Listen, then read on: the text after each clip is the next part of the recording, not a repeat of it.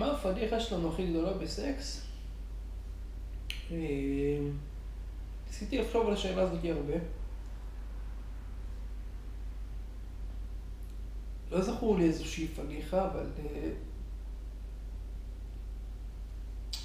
היו תנוחות חדשות שאולי תרצה לספר לכם שניסינו, אני בטוח אבל שהיא לא תספר לכם.